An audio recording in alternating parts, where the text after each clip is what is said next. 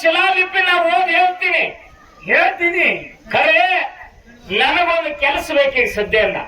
ಹಾ ಏನ್ ಬೇಕಂದ್ರ ರಾಜ ಏನ್ ಬೇಡ್ತಿ ಬೇಡು. ನಾ ಎತ್ತರ ಇದೀನಿ, ನನ್ನ ಎತ್ತರ ಇದ್ದಟ್ಟು ಬಂದ ಕನ್ನಡಿ ತಂದು ಕೊಡ್ಬೇಕು ನನ್ನ ಕೈಯಾಗಂದ.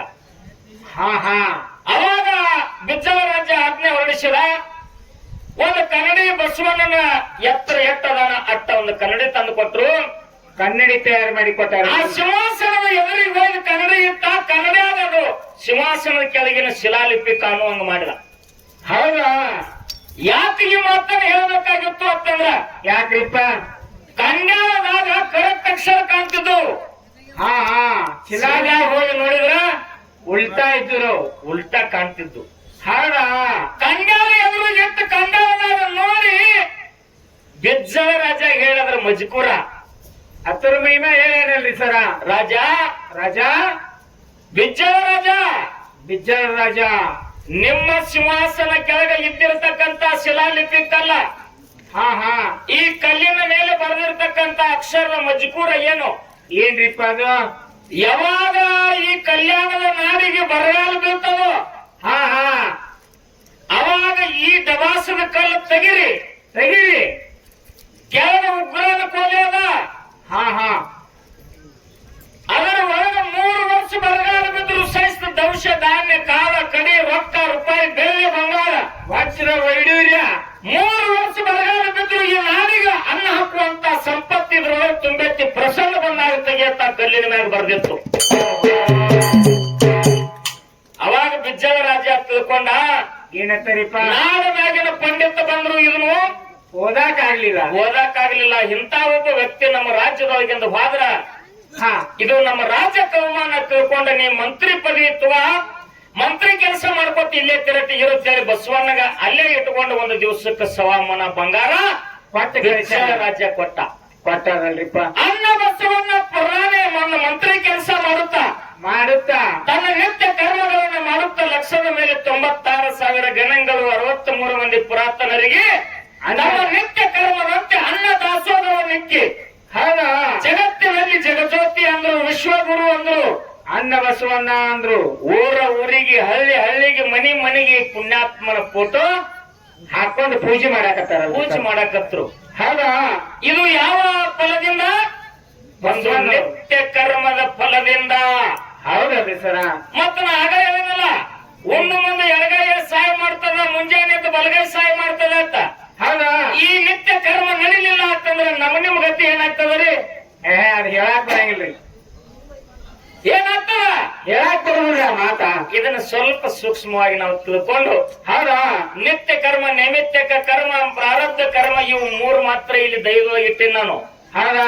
ಇನ್ನೂ ಅನೇಕ ಕರ್ಮಗಳದಾವ. ಅದಾವಲ್ರಿ ಸರ್? ಒಳಗೆ ನಾ ಹಿಡಿದಿರ್ತಕ್ಕಂಥದ್ದು ನಿತ್ಯ ಕರ್ಮದ ಪಾಲವನ್ನು ಹಿಡ್ಕೊಂಡು ಮಾತಾಡಕತ್ತೀನಿ ಇವತ್ತ. ಹೌದಾ? ಧರ್ಮದಲ್ಲಿ ಪ್ರಕಾರಗಳೆಷ್ಟು, ಅವು ಯಾವ್ಯಾವು, ಅದರೊಳಗೆ ನೀವು ಯಾವ ಧರ್ಮವನ್ನು ಹಿಡಿದು ಮಾತಾಡಕತ್ತೀರಿ ಅನ್ನುವಂಥದ್ದು ಸರ್ ಅವರು ನಿಮ್ಮಷ್ಟು ನಾವು ಬಲ್ಲವರಲ್ಲ. ಧರ್ಮದ ಪಾಲ ನೀವು ಹಿಡ್ಕೊಂಡ್ರಿಪ್ಪ ಅಂತಂದ್ರ ಆ ಧರ್ಮಕ್ಕೆ ಅನುಗುಣವಾಗಿ ಯಾವ ಧರ್ಮವನ್ನು ಹಿಡಿದು ಬೆಳೆಸ್ರಿ. ಇನ್ನೂ ಅನೇಕ ವಿಷಯಗಳನ್ನ ಮಾತಾಡುವಾಗ ಹೌದಾ? ಈ ಒಂದು ಬಾಳೆಗೆರೆ ಗ್ರಾಮದ ಗುರು ಹಿರಿಯರಿಗೆ ಸಮಾಧಾನಲೆ ಶಾಂತಲೆ ಕುಂಡ್ರಿ ಅಂತ ಹೇಳುವಂತ ಅವಶ್ಯಕತೆ ಇಲ್ಲ. ಬರುದೇ ಇಲ್ರಿಪ್ಪ. ಯಾಕಂದ್ರೆ ಇದು ಕಲಾವಂತರ ನಾಡದ. ಅಂಬಿದ ಕೊಡದಂಗ ನಿಮ್ಮ ಮನಸ್ಸದವ. ತಾವೆಲ್ಲರೂ ಶಾಂತ ರೀತಿಯಿಂದ ಕೇಳ್ತೀರಿ ಅನ್ನುವಂತ ಭರವಸೆಯನ್ನು ಇಟ್ಟುಕೊಂಡು ಮತ್ತೆ ಪ್ರಾರಂಭ ಮಾಡೋಣ.